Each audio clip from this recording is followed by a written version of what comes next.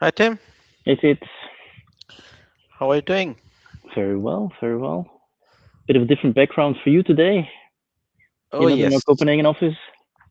I'm not in the Copenhagen office, that's true. I was visiting our Bangalore office last week and then spent time with our team. I did meet a few of our customers in India. That was really interesting.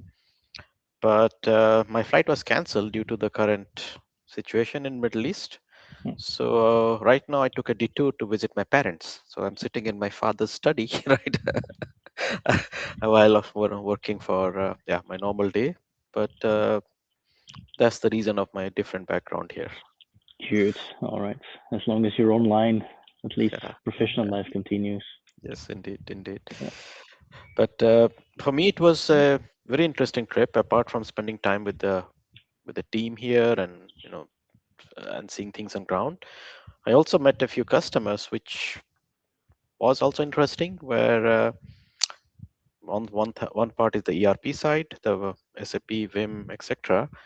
But we had a long discussion and very in-depth discussion about content itself, Hmm. right? The the content that goes into different dimensions in different contexts, whether it's AI, whether it's kind of adding it to a different application.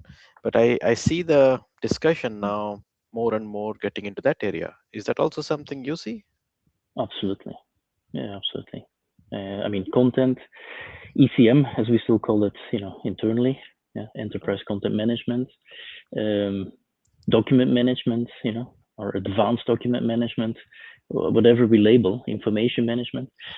Indeed, I think this is uh, more relevant than ever. Yeah. And you could look at it from both sides. You could have the outside in, if I always say, which means, okay, let's listen to clients, right? That's, of course, the key. You then also have the software, vendors and partners from that angle. But also, if I look at it from, let's take first the inside out, we basically doubled, our company in the last 2 years. Yeah. Yeah. And if you dig a little bit deeper, so, okay, where did that growth come from? Now, it came from all areas, but the biggest growth is in the ECM side. Yeah. So that is the first, let's say, reflection is to say, well, that means it is relevant because you can't Mhm. grow, you can't double organically, in a time span of 2 years if this is not a relevant topic. Yeah. So, and that growth is interestingly enough, a lot of sustainable, ongoing, business optimizations, modernizations in existing client base, but also a lot of net new clients. Yeah, of which majority is already, let's say, on OpenText ECM or the technologies that we specialize in, and then there is, let's say, a lot of investments happening, which is great. If you then say about what is happening and what is the trend, it's a variety. Yeah, if I look, for example, at the top five or the biggest, five clients that we have in ECM and Mhm. those projects, I think each of them is different in nature. Mhm. I mean, from a functional side, what are the, let's say, uh, value adds and what are the problem statements that are being solved? Yeah, because some are very process optimization driven, even that it is ECM. Yeah, and then I'm thinking especially on the ones focusing on sales. Yeah, CRM integrations, big Salesforce integrations. We have quite a few of those. Yeah, so that is very much the kind of, yeah, from lead to the win process. How do you optimize that? How do you know repeat what was the winning formula, etc. But then you have other areas which is very much into regulated document areas and around document controls, and where it's very much, very strict, having the house in order, have the structure, etc. Another one is modernization. Yeah, then you also see a lot of movement for the ones who maybe are fairly mature, yeah, in their adoption, of ECM solution. But then you have the end user, yeah, where you have a new generation of people coming in, and then you need to modernize the UI, yeah, because Mhm. people are not in the old Windows Explorer structure to go and find a folder and browse in a system that looks like that. That is not 2026 UI. Yeah, so you need to, a bit more widget, much more of that kind of easy browsing and easy searching and all of that. So it's a lot of, how should I say, it's different combinations. What they have all in common is documents matter, content matters. Yeah. And either it's because of the sheer volume, that is such a high volume, millions, right, of documents being either generated and need to be shared and then managed and followed up and properly stored, or because of the nature of industry. Yeah, and that's where we come into the regulatory, whether it's in the energy sector, the engineering, in pharma, in the banking, defense industry. Yeah, so those of course are for us the super exciting ones because the more complex it gets, yeah, the more exciting it is because the technology has really really good capabilities. But also there, I think the expertise that we have is to go a little bit beyond what is vanilla and standard, and that's where it gets super interesting. Yeah, if you deal with energy or defense, highly confidential, type of content. Yeah, that's internal inside the organization is super restricted, but of course also complying to maybe legislations. Yeah, if you have nuclear power plant drawings, they may not leave the country. Yeah, of where the nuclear plant is actually operated. Yeah, um, and that gives some challenges because many consolidate in the central platform, which maybe is somewhere somewhere else in Europe, and then you have a client here in Scandinavia who says, yeah, but for the Swedish power plant, those drawings should not leave the Swedish soil. Yeah, and that gives some technical infrastructure and some good topics. So it's, let's say, as I said, a combination of a lot of functional work. How do we help organizations to run better? How to make them more compliant? But yeah, and I think that is a bit what we have always been super good at is there's a lot of technical work happening in ECM as well. But Tim, do you then see any particular difference from, let's say, the kind of work we used to do 7, 8 years ago compared to what we are doing now? Or is the same work that has caught up? Is that change in a different kind of project are we doing now? Or you would say it's just the value proposition has become more important? It's both. I mean, there's more of the same, yeah, because some things that were relevant and need to happen 7, 8 years ago, they are still relevant today. Um, but it is different. It's bigger scale. Yeah, it's bigger scale. Uh, and like with any, let's say now, we mainly, help enterprise level clients. So many of them have thousands of users, right? Some have 10,000, 12,000, even 40,000. Yeah. So this is scale, right? But and that also means that in terms of, let's say, implementation, it's not just everything at the same time. Yeah, you start with a certain specific use case as part of, maybe very often, let's face it, an ECM is part of a digital transformation program. Yeah, and it's not the only thing that the client is doing. Yeah, so Mhm. always integrating with something, and that integration is technically, with API calls and all of that kind of good stuff and data being exchanged, but it's also integrating project wise or program wise. Yeah, where we are rarely just a standalone isolated project that runs on its own. Most like, or in most cases, we are part of something that is bigger, and we play, of course, a relevant part of that. But I see the scale. I see definitely scale being different, um, and much of it is still also, to get good structure and good control. Yeah, and consolidation. I also see. Yeah, I see consolidation, modernization. That is the two things that I have noticed now. Yeah, maybe 10 years ago, you might still come across organizations who were not really, you know, maybe did not really have good system in place.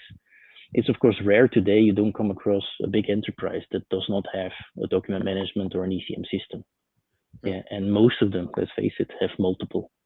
Yeah, Yeah. so it's not that you come in with something new. And They've tried, they have solved problems with different systems before, but then you see again this modernization. Yeah, can it achieve and scale with that company, as well as the consolidation? Yeah, because these different repositories left and right are creating, of course, big challenges for organizations. And I like the ones who consolidate, right? Who say, okay, yes, we started with our engineering use case because we're building a big asset, and we need to make sure that all the suppliers can collaborate, and we have good control on the documents associated to that. But who at the same time say, but we also put legal and contracts in it. We'll have the HR use cases, and we have a backlog, because this is the system where we can consolidate on. Yeah, and I think that's important. Plus the fact that, and again, I think that is a strength, of the scope that we look at. It's fully end to end when it comes to content handling. Yeah, from the birth of it, the document generation side, then all the way through the review and approvals and revisions, etc., to then the publishing, to eventually the sharing, both inside and outside, and eventually even the disposition. Yeah, with good records management, because you should not keep everything forever anymore either. Yeah, so that aspect is of course also there. And that I think is relevant. And I notice with many clients we talk to and also prospects that that is very much a scattered landscape. Yeah, document creation based on templates in one system, then it moves to maybe the more quality management capable system, and then something else to do the sharing with external business partners, etc.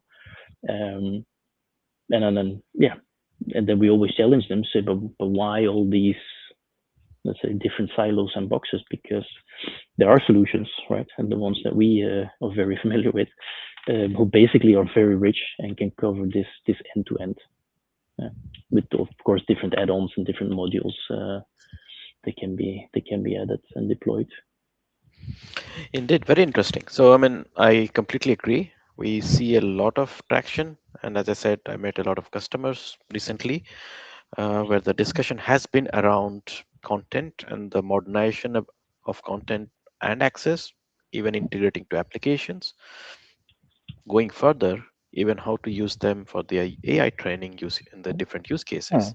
Now, that's a topic on its own, but I also see a lot of interest and movement about how to take the context out of the content Hmm. and build the AI model. So I think in Absolutely. general, I see that as you rightfully said, a lot of attention getting into or the ECM space.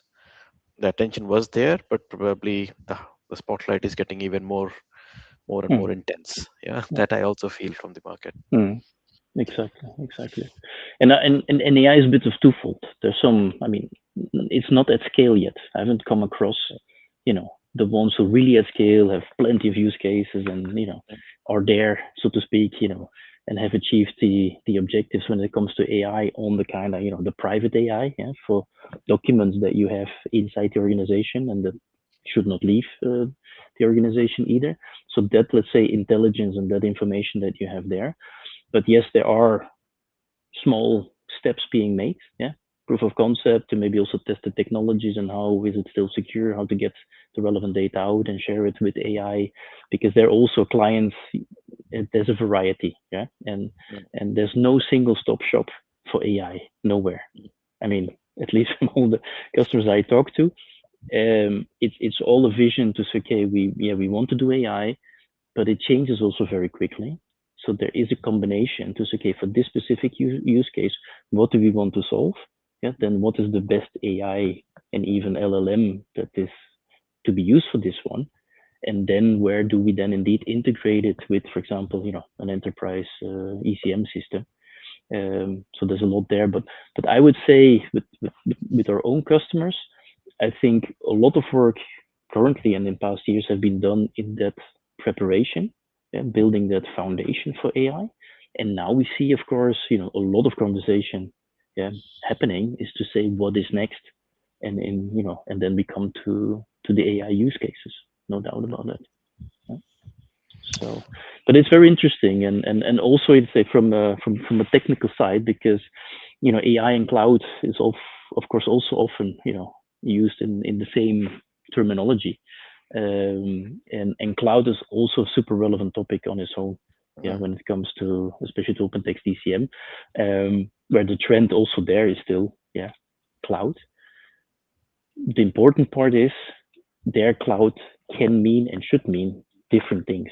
Yeah, so there can be mm, different meanings. Yeah, because yes, with XNDCM you can go to the software vendor, to the OpenText cloud. Yeah, but you can also put it into a hyperscaler. Yeah, whether that's a mm, Microsoft, an Amazon, or Google. You can put it into what we call the real private cloud. Yeah, it's more like an on-prem, but mm, deployed as a cloud, but mm, still fully operated by a customer. Yeah, imagine again these highly restricted and confidential type of industries. And then you have the last flavor, which is the kind of partner provided cloud, yeah, call it the Turnpikes cloud, yeah, where we would have a hosting partner and Mm. basically, Yep. provide a full managed service, yeah.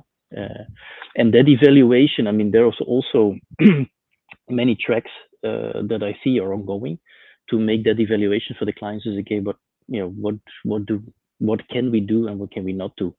And the simple truth is with XNDCM is not just again one size fit all because Mm. it depends on how do you use your system, how many custom developments do you have on the system, how many integrations do you have with extended ECM, and what are the nature of the integrations? Yeah, because if you have a Mm. lot of integrations with local infrastructure integrated with local on-prem systems, then some of these cloud options are simply not feasible. Yeah, Mm. Yeah, the indeed. same if you have a lot of custom developments. Okay, then some of the cloud options are Mm. not relevant, but there will always be one option, right, or several options usually that actually can work and can make sense. But it's a dangerous word, this cloud. Yeah, when people say, Mm. yeah, we need to go cloud or we want to go cloud or we have a cloud strategy, and yeah, but which one, right? So Yeah, yeah, that's also yeah. super interesting. I think Yeah. uh, conversations that we're having. All right. It was a very interesting chat we had, and think very relevant. Mm, And I think that we are going to see more and more of this year in 2026, because, as you said, we there was a reason we saw why we organically doubled. I don't absolutely. see the No, trend stopping anytime soon. So, no, no, me neither. Me neither. And I see the things coming closer together. Yeah, mm, because again, if you look at us, traditionally, a lot of focus on ECM, a lot of focus on Vim. Yeah, and with invoice management, you're serving a shared service center. Now, in shared service centers, they are very interested in document control because in order to execute in a shared service center, not everything sits in the ERP system in terms of data. There's mm, plenty of documents around. Yeah, and for them it's super important not just to have a good document management system, but also have a document control process. Yeah, and document control is really structuring. Is to say, okay, what is the process and the life cycle and the reviews and revisions of certain documents information, and help them there. And I think that's where I also see an overlap and the two worlds coming together. yep. Thanks for today, Tim. You're And welcome. was a pleasure catching up with you. And very soon, I hope I can catch a flight back to Denmark and see you in person. Of course, So, I cross my fingers for you. then take care, Tim. Talk to you soon. Thank you. Bye. Bye.